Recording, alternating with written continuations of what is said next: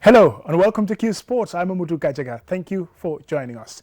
Coming up tonight, Olympic Special Gambian Interest, the world's biggest sports gathering in Tokyo, Japan. We've all watched the opening ceremony, or at least some of you must have watched it. The beauty of seeing Guinea-Bissau holding the Gambia flag and waving it amongst the crowd is absolute beauty. We'll have a discussion on that.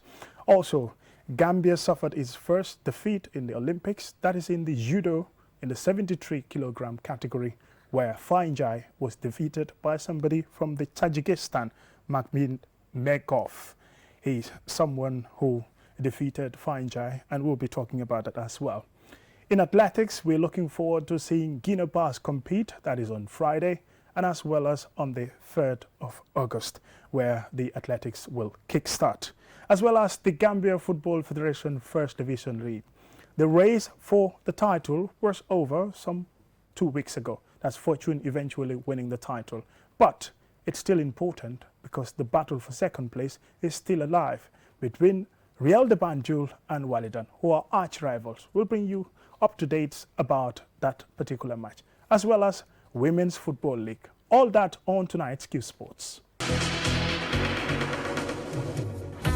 Welcome and thank you if you're just joining us. First, we are going to start with the Olympic Games, and joining me in the studio is Adedarame. We'll have an exclusive discussion on the Olympics Games in Tokyo, Japan. And tonight we're talking about the Olympics. The biggest sports gathering in the world has kicked off in Tokyo, Japan on Friday. And the opening ceremony have been some exciting. There is Gambia participation. Gambians even took part in the opening ceremony. The flag bearer being the queen of the track, Guinea-Bissau. We'll also be talking about some other Gambian athletes.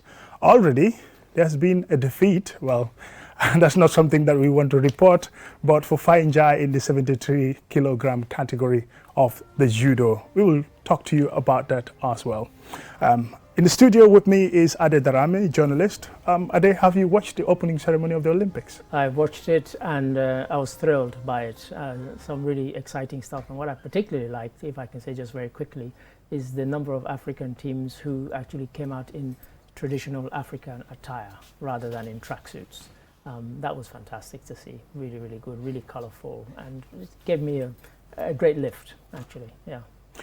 And when you look at the opening ceremony, it appears almost all nations are equal, depending on what's going to happen in the athletics, in the boxing and other sports. That's when they got onto the pitch. Sure. But in that opening ceremony, everyone dressed up in their national colors so beautifully, holding their flags and waving it at the crowd. Yes, little, not the normal Olympics as we used to, the stadium being filled and, cheering crowds as well. And that was the thing that was missing, the cheering crowds. But as you rightly say, all the teams actually came out and they looked resplendent in, vivid colors. Some of them Burundi I particularly liked with their traditional dress. Senegal, they looked absolutely stunning. I have to say Sierra Leone were a bit disappointing. They came out in tracksuits. They're one of the few that came out in tracksuits, and I thought they looked dreadful. I'm sorry to say, Sierra Leoneans. Please do better next time. But apart from that, loved it all. Yeah, even Kenya and Ghana too as well. Yes, indeed, yeah, indeed. All the African nations, Nigeria and so on. It was good to see. As you say, the thing that was missing, usually we're used to the crowds cheering them on, and as each team is announced, there'll be a cheer from the crowd, and here's the team from Sierra Leone. But there was none of that. That was missing. And so it was a bit flat, but nonetheless, colorful spectacle. Yeah, it's been fantastic. The game's already kick-started, especially with the football, and we've also seen some gymnastics and some other actions which went through. But first, let's talk about Gambia interest. Already the judo has gone, 73 kilogram category, sure. And it was a Gambian Fainjai who faced somebody from Tajikistan. Well, you'll quite have to forgive me for this name if I mispronounce. If you're from Tajikistan and you're watching this, it's Mamakan Bendov, who, faced off Fainjai, and after 3 minutes, 53 seconds, he was knocked out, and it's an elimination round, so there's no second chance for him. That's right. It's a pity because, we have a small team as it is, and, what we want is for all of our, competitors to go as far as they can. But sometimes this can happen. And if it's any comfort to Fai, Barty, the world #1 in tennis, was knocked out in her first game. She's just won Wimbledon just 2 weeks ago, and she lost in her first game, and she's out. So it can happen to the best. So he might want to take some small comfort from that. And looking forward to the games proper. Athletics gets stunning. It gets people on their toes, and everybody almost love it. Sure. This time, the athletes, Sure. they would have to do without that cheering crowd. Yeah. That's a little bit unfortunate, but it gets underway on the 30th in the hits, and as well as on the 3rd. On the 30th, of course, is Friday. That's right. That's when Guinea-Bass would be taking part in the 100 meters, and later on, on the 3rd in the 200 meters, 200 meters. and as well as Ibrahima Kamara. Sure, and for many people, and I did a report for QTV News where I said for many people the Olympics only starts when the athletics starts. It's not a slight on any sports, but if you think about the defining moments in most Olympic Games, it's been people like Usain Bolt. When you think Olympics, you think of Usain Bolt, you think of other great athletes, Michael Johnson of America, going back, Carl Lewis. These people define the Olympics for many people, and these are the athletes on the track and field. And so that's what a lot of people are looking for. Of course, all of these people who win and compete, of course, they're all proud to say, I'm an Olympian, but for many of us, you and I suspect the thing that really gets the pulse racing is the athletics, and really Guinea-Bass, hopes are high. In the 100 meters, we have to be honest, several people have run a lot faster and she has, but in the 200, not many. And so that's really where most of us are pinning our hopes on her putting on a really good performance and getting a medal. Yeah, but realistically, if we look at that timing and then against the timing of Shaliana Price and, Brian Williams, Dina Asa-Smith and the likes, the chances of winning a medal, but even maybe getting as far as the final, getting on that, at least the 8th athlete or the 7th athlete on that final lane, yes, getting into the 200 meters final, that should be something, an achievement if she's able to achieve that. It would be an unbelievable achievement. And I think one of the things that's kind of perplexed everybody about athletics this year is that so many people in a COVID-affected year, people have posted the best times that they have run for 5 years. It doesn't make sense, because you would think that, running regularly, running in front of crowds would actually push people on to their best performances. And yet in the 100 meters, the 200 meters, the 400 meters, 1500 meters, and 800 meters, people have run fastest. The people who are leading the world times this year have run the fastest they've run in 5 years. It doesn't make sense. There's no logic to it, but there are. But it makes it exciting. It means that we can look forward to the fact that even without crowds, we're going to see a really, really exciting Olympics on the track and in the field events. And the other Gambian interest is Ibrahima Kamara.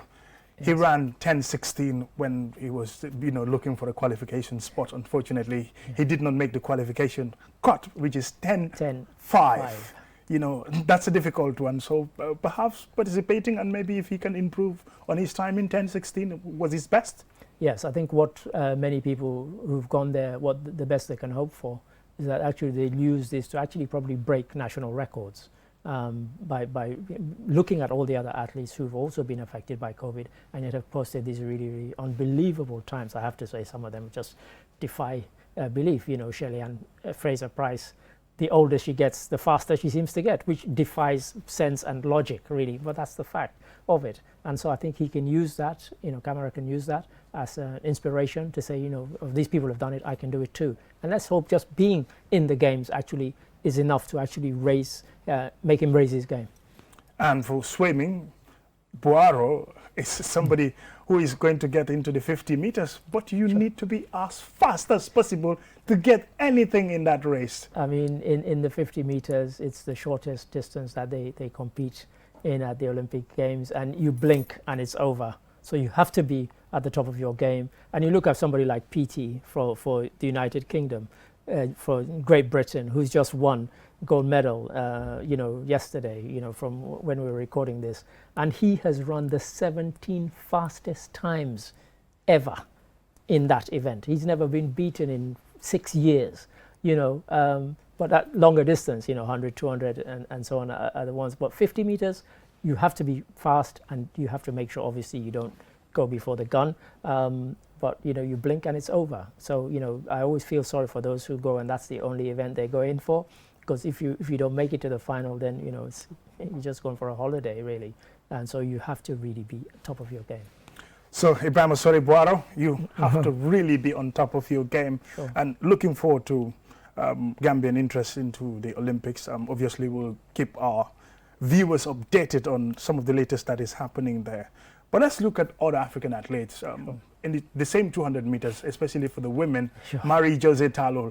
We can never get away from her. Of course, especially when it comes to the 100 meters. Sure. In the World Championship, of course, Sure. she finished third, won the bronze medal. And that appears to be her event. That appears to be, aside from Sally Anna Price and the other athletes from the United States, Dina Asher-Smith, I think she's really standing a chance. I think also the fact that Sherry Clark from the United States has been disqualified is probably a good thing for everybody, because until Shelley Ann Fraser-Price ran her fastest, Sherry from the United States had been the fastest in the world this year, and then she was tested as having smoked some ganja and cannabis or marijuana, cannabis, if you marijuana, like. for those who don't know, and she's been disqualified, and so that's made quite a dent in it. But her disqualification ends immediately after the Olympics, so she'll be able to compete in Diamond League and so on.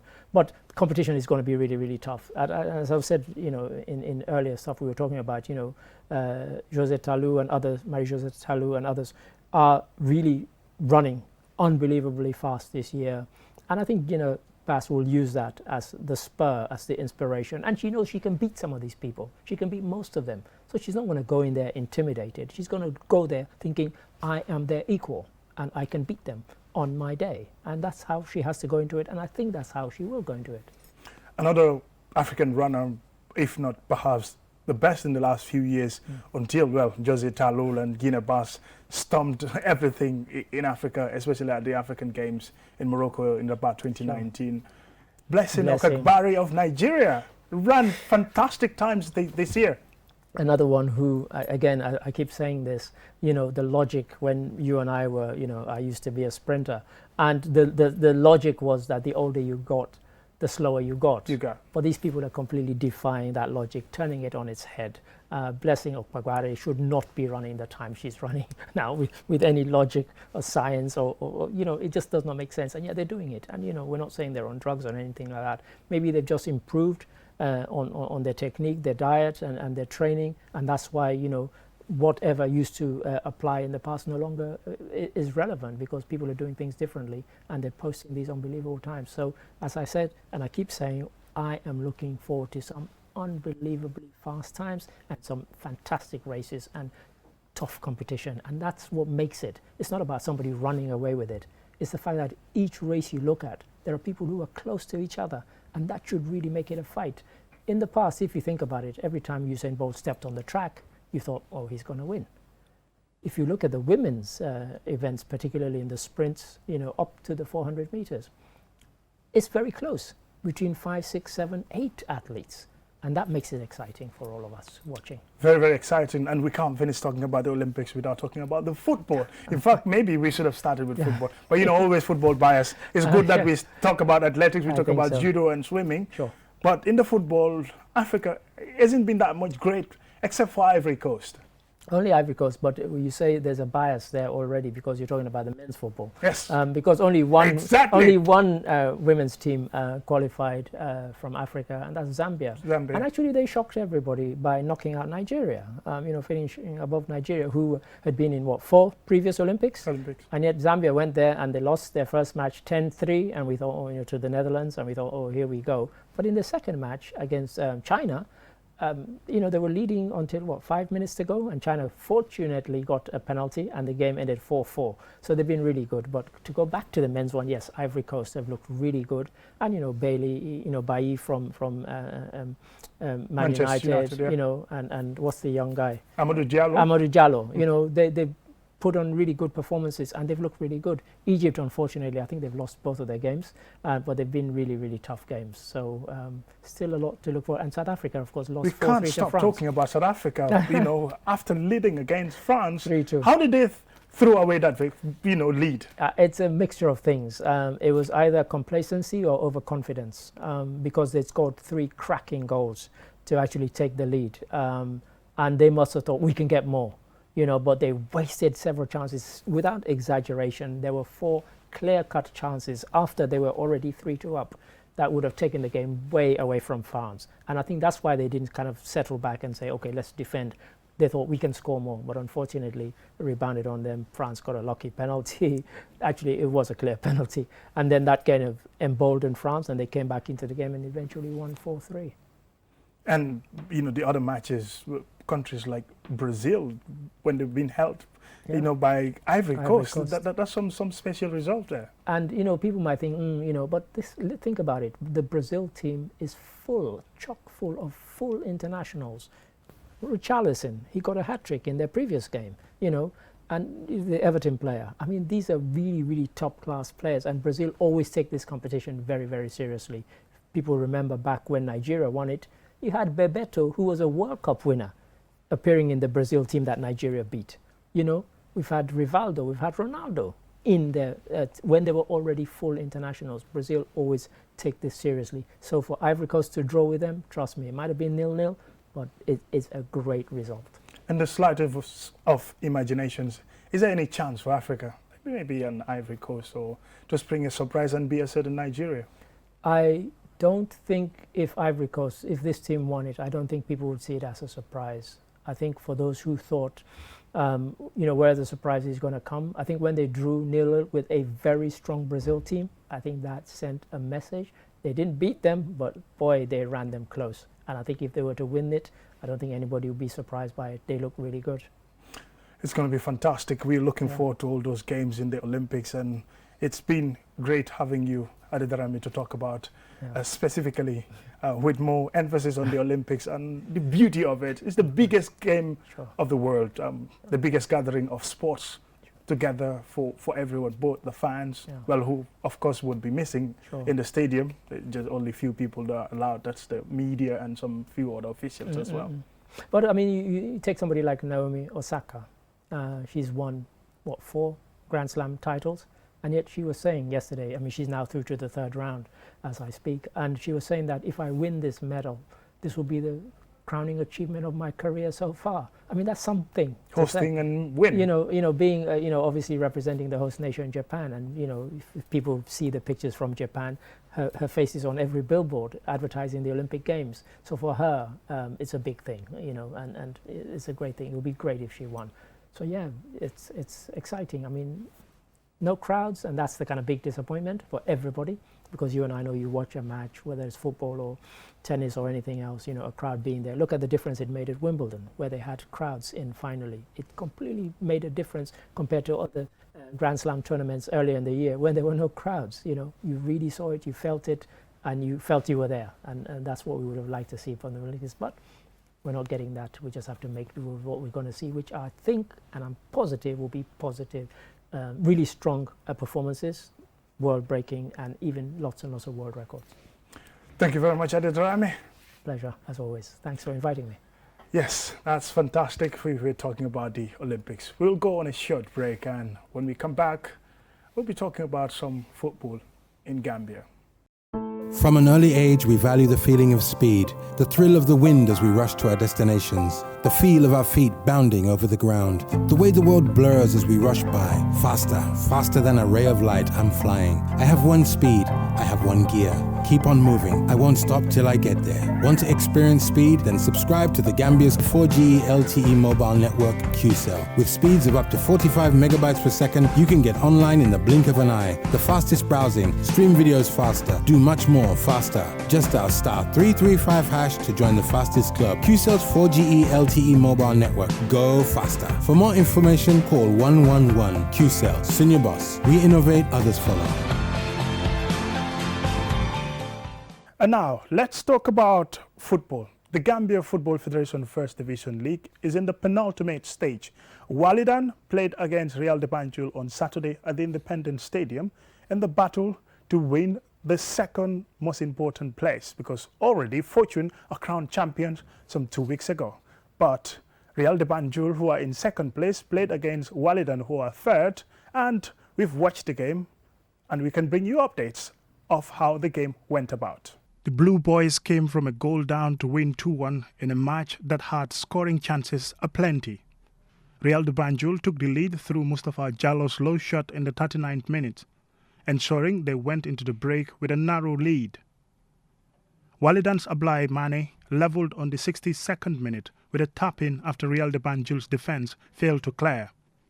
Just few moments later, Mane added a second with a beautiful volley, giving goalkeeper Ibrahim Ajaju no chance. Both sides went to missed flurry of chances to increase the scoreline. Real de Banjul will be hot more as they were inches away from grabbing an equaliser, but were wasteful in attack.